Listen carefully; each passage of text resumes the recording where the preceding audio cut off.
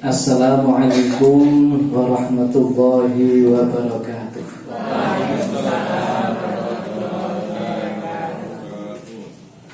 Bismillahirrahmanirrahim. Alhamdulillahirabbil alamin.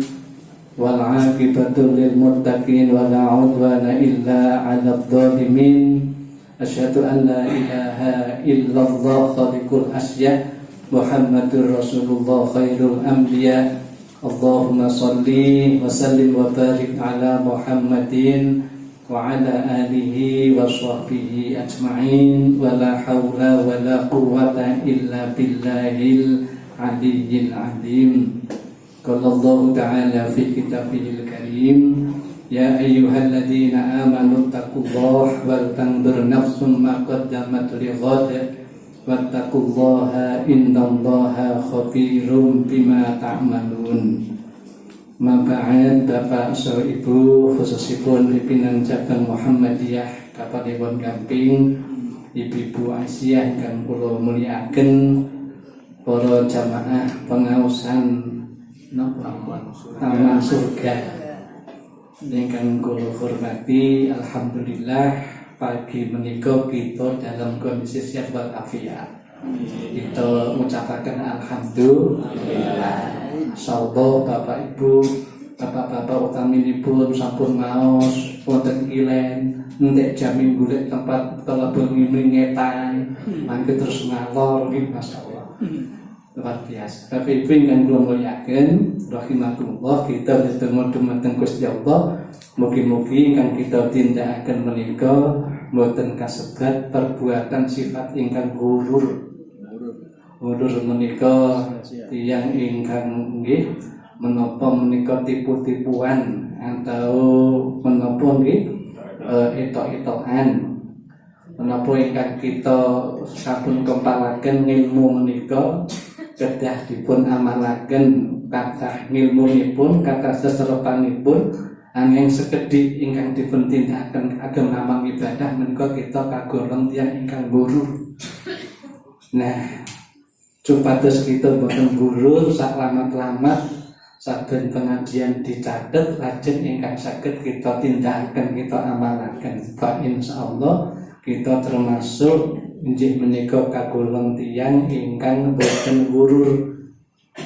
Bapak Ibu ingkang kula mulyakaken, sawetawis saking kathahipun umat Islam ingkang nalikanipun metuki tanggap warsa Muharram menika kata-kataipun ngapuntenaken pengaosan bakti sosial, ngoten nggih, layanan kesehatan. Iku pun apik. Ananging kula setunggal wekdal mau setunggal catetan.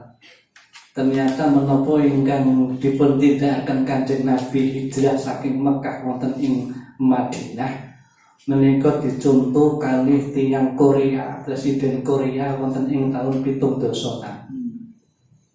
Menika naminipun Pak Chung-hee. Pak Chung-hee menika Presiden Korea Selatan wonten ing taun 70 menika. Pak Chung-hee menika ingkang jelas sanes jamaah pengaosan pun pagi nito. Sanes jamaah pengaosan Taman Surga. Sanes jamaah pengaosan menapa cabang Muhammadiyah Gamping boten niku wonge boten muslim. Ananging masyaallah saking peristiwa hijrah menika saged dados kegiatanipun Pak Chung-hee menika mempelajari menapa mangertosi dahsatipun Kanjeng Nabi nindakaken hijrah saking Mekah ngantos ing Madinah menika ingkang badhe kula bahas gedhe dumateng Bapak Ibu sedaya. Karena Muhammadiyah itu punya gerakan dakwah jamaah dakwah.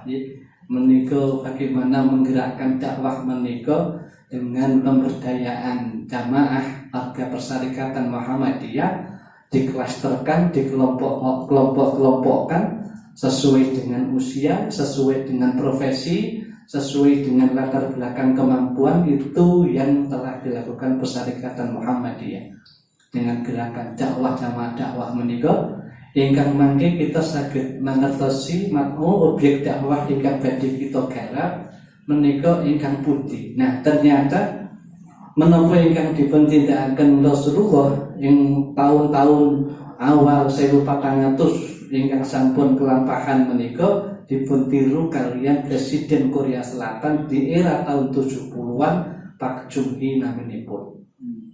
Menika ing tahun 70-an menika Korea Selatan hancur lebur. Hancur lebur tak niki nembe susah awake dhewe ning ASEAN Thailand karo Kamboja perang gitu. Menika lajeng kados pundi kita tingali menika Israel wis diserang karo Iran kaya ngono gedine ning isih do nyilakake penduduk Gaza Palestina.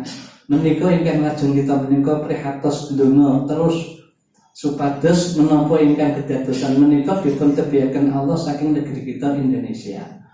Nah, Muhammadiyah selaku organisasi besar yang kemudian mempunyai kekayaan gagasan, kekayaan ide, kekayaan pemberdayaan menika meskipun di dalam kerangka hijrah Rasulullah ini bisa menjadi peta kados pundi kita memberdayakan warga Persyarikatan Muhammadiyah membangun negeri ini dengan konsep yang diajarkan oleh junjungan kita Nabi besar Muhammad SAW.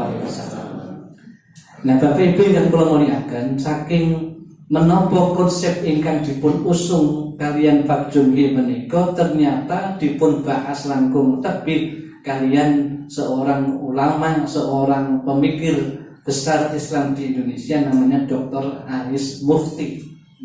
Nah, menika lajeng dipun bahas.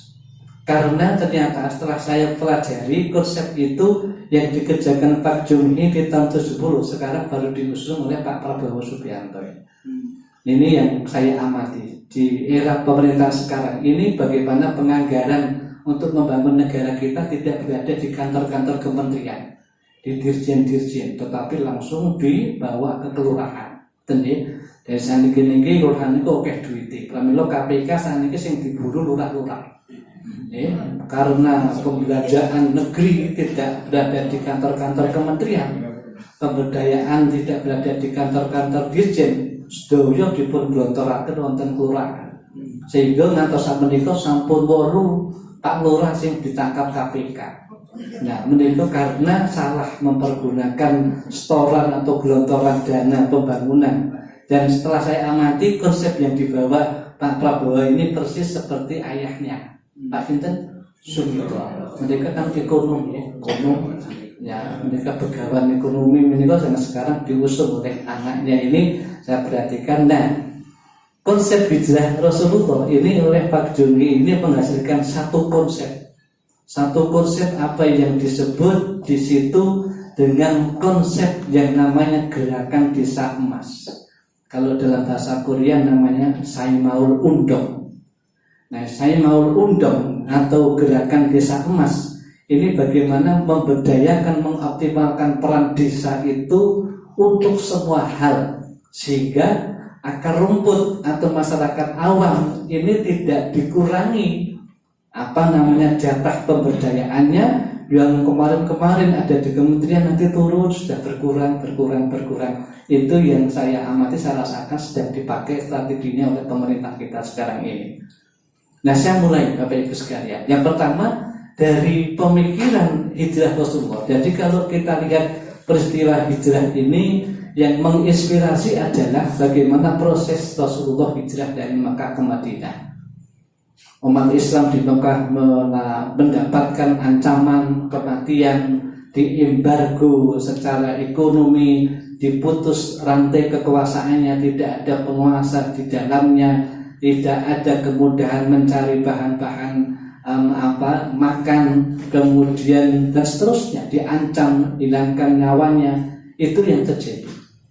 Maka kemudian Kanjeng Nabi memobilisir masyarakat Mekah itu menuju ke Madinah. Tentu tidak berdolisa, tapi sedikit demi sedikit, bertahap, setahap, sampai yang terakhir itu Abu Bakar sampai gemes. Masalahnya pun penduduk Mekah sampai pindah ke Madinah. Kanjeng Nabi itu dari pindah-pindah. Nah, jangan Abu Bakarnya Rasulullah jeng nopo niki pindah ke Madinah, nyusul sedulur-sedulur kan sampun pindah. Kanjeng Nabi nggih namung jawab, ya mengko sik nunggu dawuh. Ngaten nggih. nunggu dawuh. Nalikanipun kados mangkaten menika Abu Bakar menawi kita tinggal ya Masya Allah boten tinggal diam, menyiapkan segala ugo rampi badhe kagem pindah Kanjeng Nabi saking Mekah tumuju Madinah niku disiapi ra tanggung-tanggung, nyiapi unta kendaraan yang terbaik, menyiapkan intelijen yang terbaik. Sinten sing dikai tugas memata-matai gerakan orang-orang kafir Quraisy di Mekah? Abdullah putranipun lanang piyambak. Mengkondisikan Asma untuk menyetor logistik dari Mekah menuju ke Gua Thur, ke Jabal Thur, padahal Asma baru dalam kondisi hamil tua. Terus mengkondisikan Uroikid penggembala dombanya sesuk nek angon kuwi nang arah Jabal Thur, nang pinggir nang arah mulut gua. Mengkondisikan memilih penunjuk jalan, leader tour ya, mencari jalan yang paling aman agar tidak dihalang-halangi oleh orang-orang kafir Quraisy. Luar biasa. Para sahabat menika menawi Kanjeng Nabi badhe nindakaken tugas saking langit perintah Gusti Allah kados dene perang menapa kemawon ngoten nggih. Niku sahabat berebutan bantu. Abdurrahman bin Auf niku anggere ajeng Kanjeng Nabi pun ngesakaken perang ya Rasul napa sing dibutuhke? Petah unta kula siapke. Butuh yatra pinten niki tinggi perang. Wah niku pun rebutan.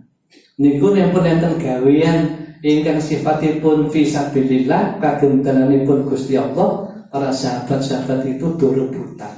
Kaya warga Muhammadiyah Kecamatan Gamping. Iki arep gawe masjid, regane piro iki? 400 juta. Akalnya sipi, ngoten nggih. Urun 2 juta padha rebutan. Ora ana masjid Muhammadiyah lak dadi, mesti dadi ning cepet karo suwe. Ngoten mawon nggih to. Karena niku tergantung kekuatan masyarakat ning mboten sing mboten dados.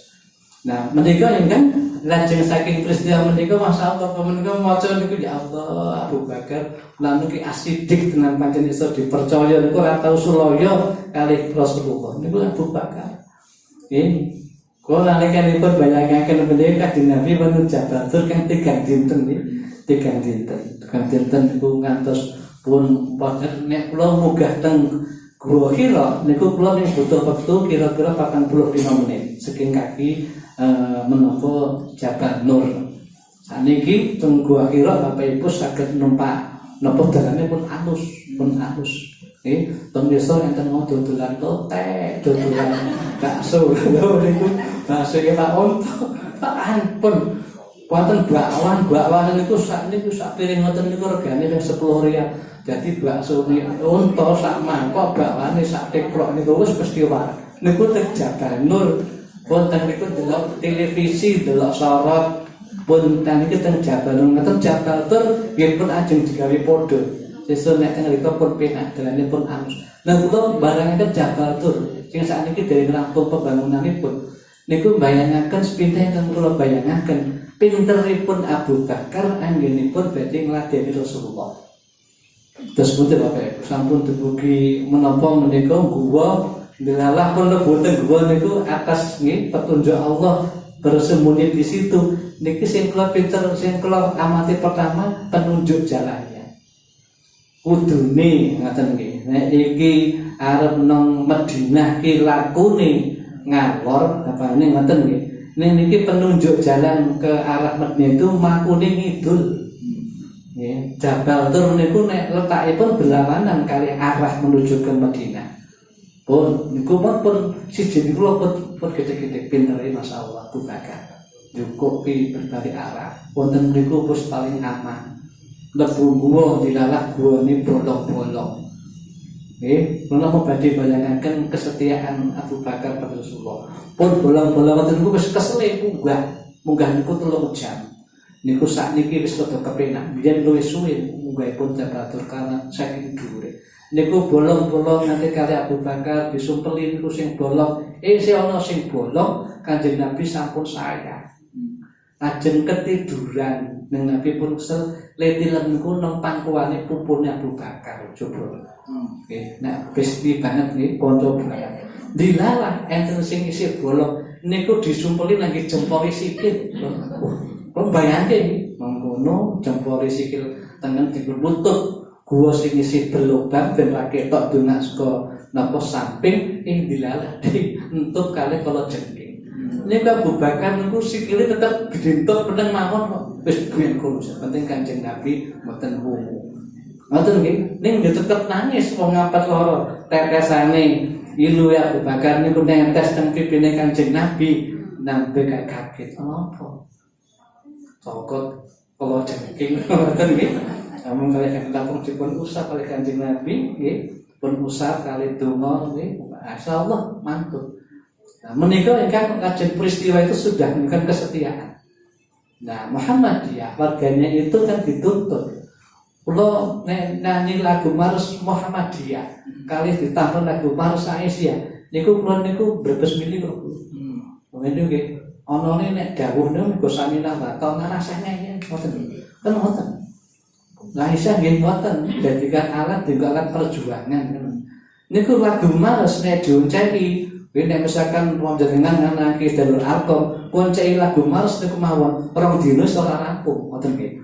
Pun niku jeruk nek menapa menawi dipun tanjakan kalian dawuh-dawuhipun Gusti Allah. Nah, saya kembali ke sini. Peristiwa hijrah itu ternyata menginspirasi Pak Junhi ini. Kemudian dia menemukan dari peristiwa hijrah itu ada 8 model pembangunan bangsa, 8 model pembangunan desa emas. Nah, yang pertama kan kula ringkesanipun pun kula fotokopi siji mangke Bapak saged fotokopi piyambak pun kula tepek ini. Nomor 1 menika kan Pak Junhi menika melihat bahwa saat Kanjeng Nabi badhe hijrah dari Mekah ke Madinah, yang dia lihat kondisi kaum muslim yang ada di Mekah. Dalam catatan Pak Junhi dilihat wong Islam di Mekah saat itu tertindas kali tiang-tiang kafir Quraisy, terpojok, yaitu terancam, tidak punya akses kekuasaan maupun akses ekonomi. Itu terjadi.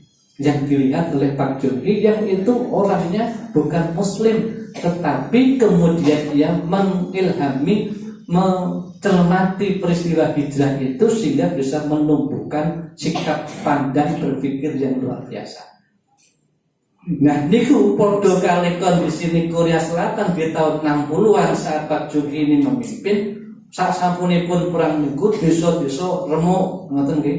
Rakyatipun do tergantung saking bansos dan juga beras saben sasi nang kelurahan ngoten nggih. Niku jaman biyen iki macane kendaraan macam iki niku wargane dengan do dilatih mental dermis ngoten nggih.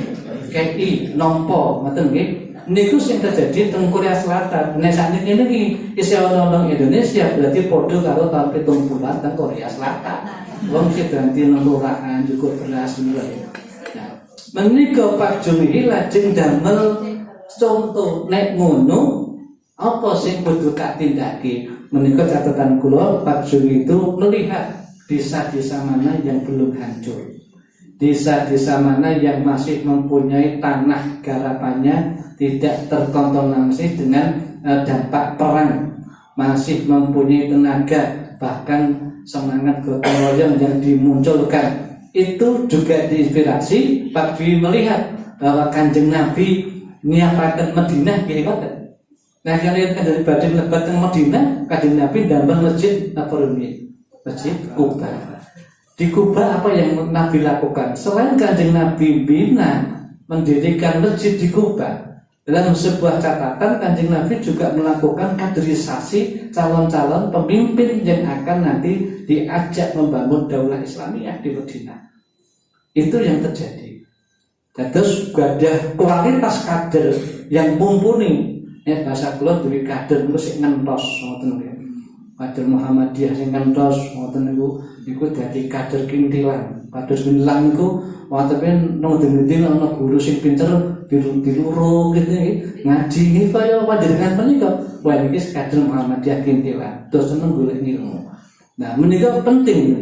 Nah, lajeng menika Kang Junhi menika sami. Karena Kanjeng Nabi saat berada di Madinah memilih lokasi Masjid Nabawi juga menjadi titik pusat pertama Kanjeng Nabi mencari masjid, mencari lokasi pasar itu yang terjadi di era hijrah Rasulullah. Kali masjid menyatukan kabilah yang ada di Madinah berabad-abad perang, asampunipun hadir Kanjeng Nabi dan rukun, termasuk di dalamnya bagaimana Kanjeng Nabi memikirkan Muhajirin Ansor ini bisa kemudian guyup menjadi kekuatan besar. Pramila nalikanipun tiang-tiang Ansor ketemu salian tiang-tiang Muhajirin sing pindah saka Mekah ke Madinah, takoni, "Bae misalkan ya Abdurrahman bin Auf, apa sing tok butuhke? Wis duwe bojo apa durung? Nek durung duwe kan milih anakku wedok cacahe 8, pilih sing tak senengi." Ngaten niku. Duit-duit apa ora tak kei duit. Tapi sahabat apa yang disampaikan? Tunjukkan saja pada kami di mana letak kami bisa berjualan, bisa berdagang. Tunjukkan kami pasar. Menikah semangat berwirausaha yang dikader dididik oleh Rasulullah itu tinggi. Para sahabat-sahabat Rasulullah Rasidin, karena kelipatan sahabat Nabi itu dari 4 orang muncul 40 sahabat terbaik. Ngaten nggih? 4 niku Abu Bakar, Umar, Utsman, Ali. Dari 4 ini muncul 40 kader terbaik. Maka ada buku tentang 40 sahabat. Itu dari bentukan 4 sahabat ini.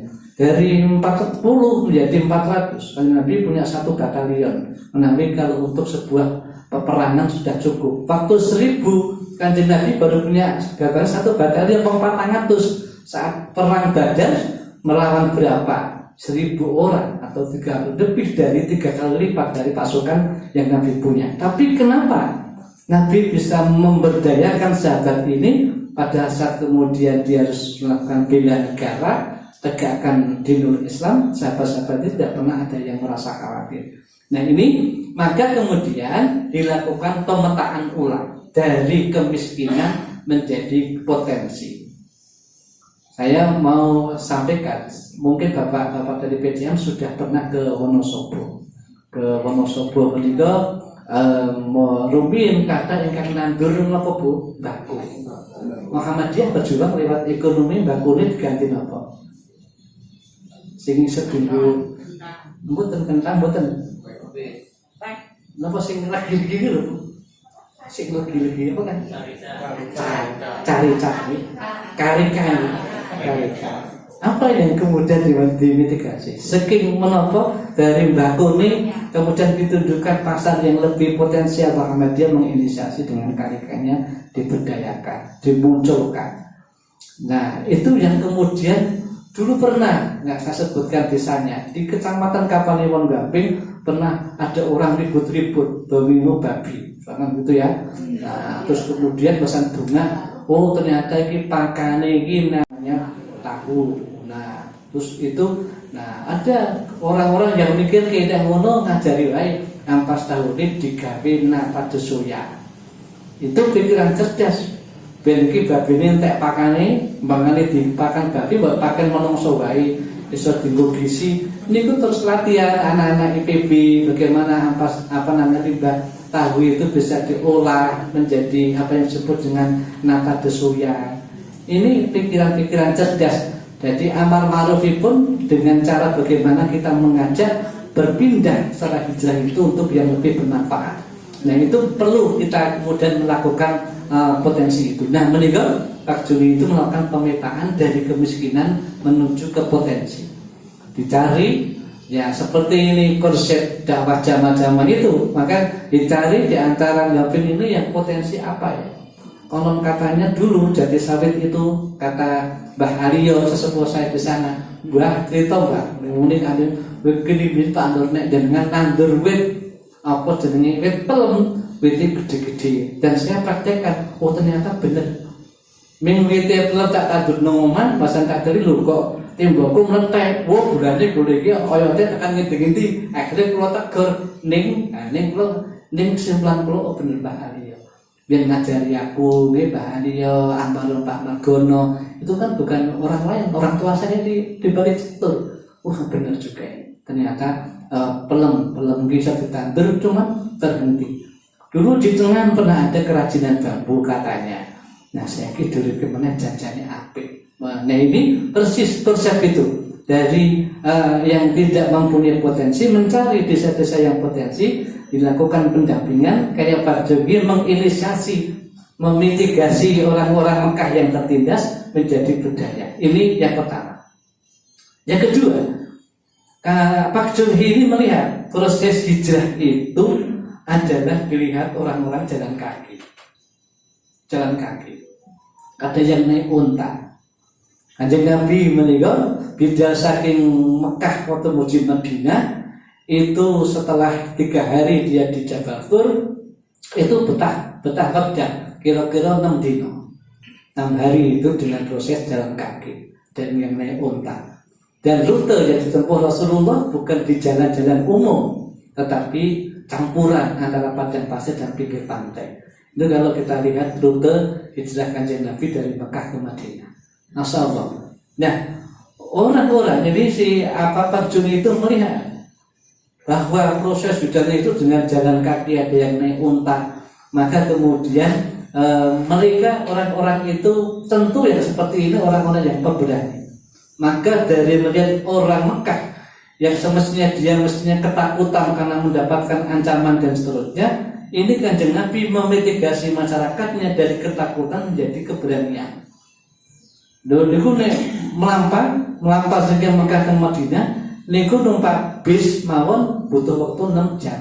Wong adohe Yogyakarta, ngoten nggih.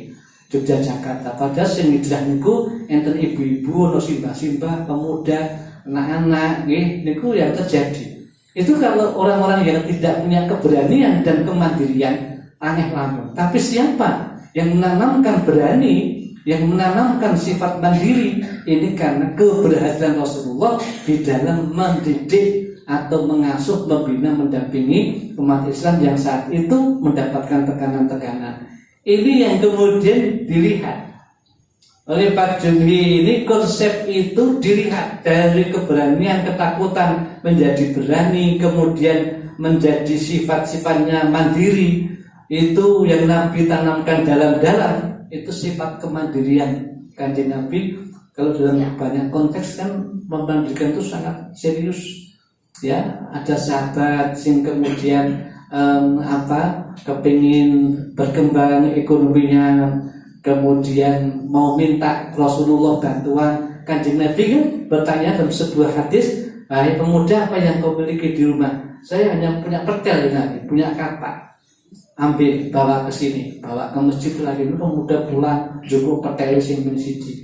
Apa yang Nabi sampaikan itu pertel dilelang. Iya lah pertel. Ngene pemuda iki arep adol karo kowe kabeh, sapa sik wani nuku.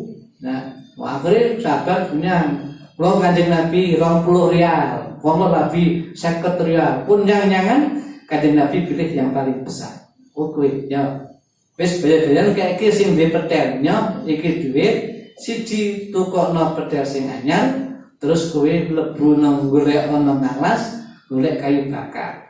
Didol kan ngoten nggih, sebagian go ninggalke bojomu ben iso ngliwet, sebagian go tuku alat pertukangan.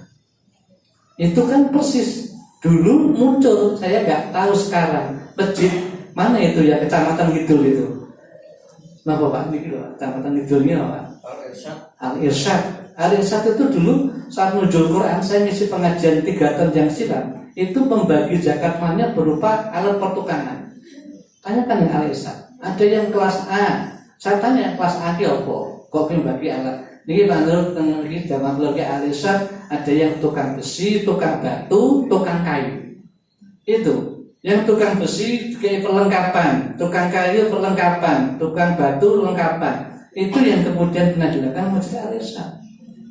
Itu bagus. Bagus. Artinya dalam konteks itu cerdas dia memilih pilihan. Oh, ini untuk satu kekuatan pemberdayaan ekonomi, bagus untuk jamaahnya, dan dengan cara yang lainnya. Dan ini yang kemudian menjadi catatan Pak Juni ini. Maka kemudian yang kedua ini Pak Juni itu menggunakan konsep itu dengan konsep kerja keras, tolong diri sendiri, dan gotong royong. Nah, yang paling menarik itu slogan kerja keras, tolong diri sendiri, dan gotong royong itu ditempel di setiap rumah-rumah yang ada di Korea Selatan di tahun 70-an.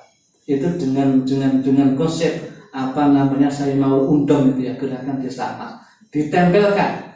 Kalau kita kan umai dewe itu cenderung tempeli misalkan sensus ekonomi, yuk tempeli apa meneh itu kan kecil-kecil, wis nyoblos, wis daftar. Gak ada slogan yang ditempel yang itu memicu orang bekerja keras.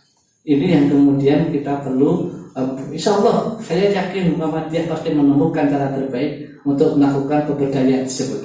Nah ini dari konsep itu kemudian dipikir dari konsep yang diangkat Kanjeng Nabi ini, Pak Samuel Undang itu melakukan pembinaan dari pasrah menuju ke mandiri. Lagi ini yang sangat penting dari pasrah menuju ke konsep mandiri. Kemudian yang ketiga itu kalau kita amati dari yang dilihat dalam proses hijrah Kanjeng Nabi itu Rasulullah sampai di Madinah, kemudian langsung yang dibangun itu masjid dan pasar. Masjid dan pasar, Masjid Nabawi dan pasar. Pasar sudah ada waktu itu, tapi itu yang boleh orang-orang Yahudi. Tentu dia ada riba, ada monopoli, dan juga sifatnya yang lainnya. Kanjeng Nabi menyiapkan setelah mendapat Masjid Nabawi adalah mempersiapkan pasar, bukan markas militer, bukan istana yang tengah nganas kudu negori wit gitu kan yang terjadi itu. Bagus di wisata kok gawe istana meneh itu. Kanjeng Nabi seperti itu. Maka kita Muhammadiyah Kanjeng Nabi bangun masjid dan pasar, bukan membangun istana, bukan markas militer. Karena apa? Ya pasar ini menjadi peradaban ekonomi dan masjid itu menjadi peradaban spiritual. Wong Islam niku menawi napa ibadah niku apik, insyaallah nek ekonomi ini apik. Tapi Ibu, saya kemarin ke daerah Ngelarangan, isi pengajian di Samikado. Sudah naik mobil kampus dengan Pak Matori itu sahabat saya, sudahlah raiso munggah Pak Nur beli kumawon, makanya tak pedok nanggih motor. Akhirnya dengan saya yang berdiri tak turun rumah motor tekan larangan. Kuliah ke Ngalian. Tapi saya teringat di daerah Bibis itu arah dari Dekso munggah, bukan Dekso tapi yang Kenteng itu mulo terus munggah itu ada Bibis. Dulu ada siapa ketua PDM kota yang orang Sanigaro. Saya lupa. Dulu PDM kota itu aksinya tepat itu di Bibis itu. Saya lupa. Tapi sudah langsung beliau. Nah, dapat laporan Ustaz. Wah ini kudune yang tahu Ustaz di depan ini tak tidak ngerti nih. Ini umat Islam tinggal 10. Anjuk ngopo? Kalau gojeki anjuk ngopo nek kayak 10 ngoten to. Mboten ngoten Ustaz. Niki padha iki bantuan kali apa niku jaluk busuna anake kayak iya apa? Wit cemon kayak iya terus ganti sedoso. Oh iya. Akhirnya kula pengawasan tenika ngejak majelis ekonomi PDM kota. Yang saya ajak Pak Arifin yang punya toko kacamata optik, yang saya ajak Pak Pakit yang punya Ikatek, Pak Lutfi yang punya pabrik SD Pilahan, Kota Gede, dan teman-teman pengusaha Muhammadiyah mahasiswa ekonomi kota. Saya yuk ngaji yuk bareng-bareng. Ning syaratnya sesuk dari pengajian kalau bawa wedhus, kini 26. Akhirnya saya mengisi pengajian itu bawa 20 ekor kambing. Ekor kambing pakai loro-loro. Nah, terus ngeter lagi kan, misalkan kayak Ikatek, pabrik kaos Aswahid, harus melu ikut pastor, harus gawa apa, gawa kaos. Kita nongkrong SD Muhammadiyah, olahraga ya, Pak Arif harus gawa apa? Pak Akbar gawa kacamata baca. Maksudnya kan maca apa? Ya betul mau desa sing pengen maca ning ra ketok hurufe tak kei kacamata baca. Gratis. Akhirnya pun kula ngajak ngoten. Dilalah ketemu ada TK Abah yang masih nyantol di gedung kedusunan atau di kelurahan. Akhirnya pun ya kawan-kawan dari masjid ekonomi yang urunannya kok Bandulan kok pelosokan ya apik kuwi.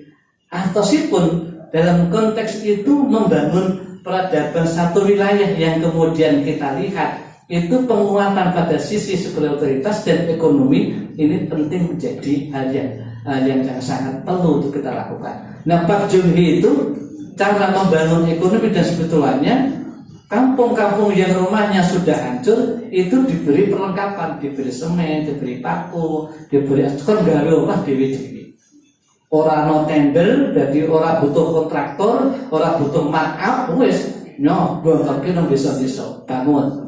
Itu yang kemudian terjadi. Nah, sampai kemudian bagaimana Rasulullah itu ditangkap filosofi penggabungan Muhajirin Ansor itu, kemudian Pak Jumi ini melihat Kanjeng Nabi bisa menyatukan Muhajirin Ansor, melahirkan Piagam Madinah yang di situ ada konstitusi sosial yang sangat plural dan berkeadilan. Tadi ayat yang Bapak Ibu baca surat An-Nisa 135 itu syarat dengan kita suruh adil. Bahkan adil itu juga awake dhewe kudu adil, juga Bapak Ibu ini ya kudu adil, kok dadi sesi kudu adil. Sampai tadi itu dari 138 itu masih bicara tentang keadilan. Jadi yang Bapak Ibu baca dari Pak tadi itu yang luar biasa. Nah, konteks inilah yang kemudian mempersatukan. Maka pembenci negeri kita itu yang dilihat adalah organisasi besar di Indonesia itu menjadi incaran. Republik Indonesia ini seorang meredak. Nek Muhammadiyah NU itu siap diobo-obo, diadu-adu. Nah, itu memang yang disasar mesti itu disusupi. Kemarin di Pemalang baru ada ger-gergerannya ya. Ya, kalau kita lihat di perang ini Thailand Kamboja, gara-gara kuil cilik. Ada kuil, tapi itu sudah berusia di abad 11 sudah ada. Ono kuil cilik. Di situ saya lihat videonya di awal saat durunge perang itu mergane padu. Gitu ya. Padu wong Thailand mutrek itu. Nah, ngerti wong Kamboja kuwi ngopo? Tak delok-delok ya seragame bukan seragam polisi tingkat Kopassus, boten nggo wong Koramil karo wong Koramil utawa antar Koramil. Boten wong hebat-hebat ning padu. Rebutan gue ini juga gagal atau enggak. Nah, dari diskusi itu kemudian muncul, nah ada tukang kompor, akhirnya terjadi peperangan hebat. Sekarang ini, padahal itu tidak jauh dari Indonesia. Kamboja, Thailand itu nggak jauh di tempat kita. Ini yang kemudian kita harus terus berdoa. Organisasi yang menjadi sabuk pengaman negeri kita itu adalah organisasi namanya Muhammadiyah dan Nahdlatul Ulama. Itu yang paling besar, maka itu ya diinter, dibidik betul itu jadi sasaran musuh-musuh negeri kita dari luar sana. Ini pasti diobo-obo. Alhamdulillah kita masih solid, maka Muhammadiyah yang kepribadian ini perlu diusung. Slogan tadi dua lagu tadi menjadi salah satu semangat kita untuk berjuang fisabilillah.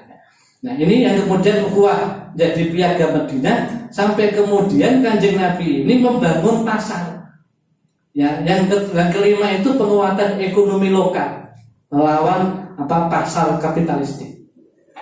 Nah, begini, satu saat belum ada seminggu, saya mengikuti satu pertemuan di salah satu rumah ustadz yang ada di Perumahan Ciputra, yang jauh dari situ. Di situ ada pesantren pengusaha yang datang itu orang Indonesia, tapi nggak banyak. Saya diundang orang 15.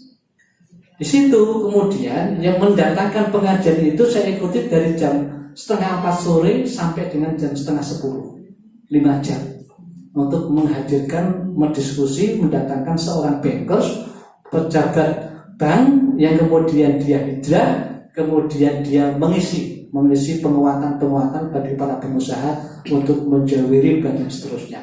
Asik itu, diskusinya panjang. Tapi kemudian saya catat.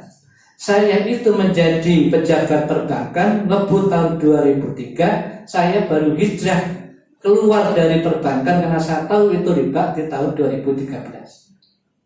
Terus pada saat dia ceramah itu ada yang tanya, Pak Chandra, namanya El Chandra, panjenengan Bapak mulai hijrah tahun berapa? 2013. Dia bilang, saya itu sudah merasa paling awal di Indonesia ngajari wong pindah begawe sekolah bank konvensional. Ternyata yang tanya ini pertanyaannya yang kedua muncul, kenapa baru tahun 2013? Padahal perintah riba sudah ada sejak zaman Rasulullah. Saya lemes. Betul ini. Tetapi yang saya catat perubahannya itu bisa berubah itu ada dua catatan. Seseorang itu berpindah dari kemadharatan menuju kepada kemaslahatan itu jika satu secara internal pada diri sendiri kepingin tahu sesuatu yang benar. Di lain sisi ada orang yang tahu tetapi tidak memberitahu.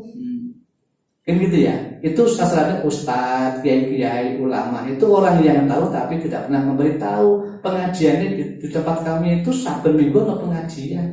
Ini yang dibahas akidah, ibadah, tidak pernah membahas muamalah. Maka saya baru tahu tentang riba itu dan baru mulai gampangan itu yang menekuni itu. Sekarang saya berjihad untuk itu, ya kemudian itu. Ya tapi yang sangat mendetail itu ada banyak orang yang tahu tapi tidak mau memberitahu.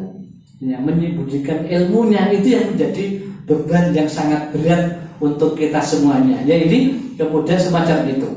Nah maka kemudian Pak ini mendorong di desa-desa yang punya potensi dikembangkan pada potensi kerajinan, pertanian sampai seterusnya. Sampai kemudian dan inti yang lainnya ini sampai Pak Jumhi ini melihat bagaimana Nabi sebagai kepala negara itu dipercaya penuh untuk kemudian menata masyarakat. Nah, Pak ini memakai kekuasaan untuk menjadi alat berpihak ke desa-desa. Itu yang sekarang sedang kita lihat. Bagaimana berpihak kepada desa, anggaran dialirkan ke desa, bukan ke gedung-gedung kementerian, bukan proyek mercusuar, tapi proyek yang menyala dari dapur rakyat.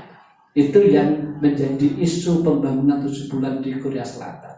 Sampai kemudian ini melakukan yang kompetisi positif antar desa bersaing secara positif, bukan karena iri. Ya Nabi mengirim para sahabat ke banyak negara, yang ke Yaman, Mu'adz bin Jabal dikirimkan, bahkan ada yang dikirimkan sampai ke Cina dan seterusnya. Nah itu Pak Jun ini mengirimkan orang-orang terbaik untuk melakukan pendampingan desa, ya, membuat desa itu berkompetisi.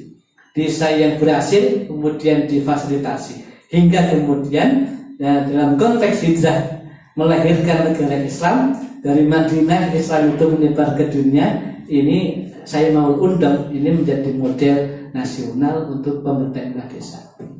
Dari konteks ini Bapak Ibu sekalian, maka nanti yang perlu untuk kita lihat, maka Muharram ini, di akhir Muharram ini yang kita perlu lakukan adalah bagaimana kita taubat nasuha, ya, dodol kekurangan kita, kemudian kita memitigasi diri untuk meletakkan Allah sebagai pengawas, yang disebut dengan muraqabah.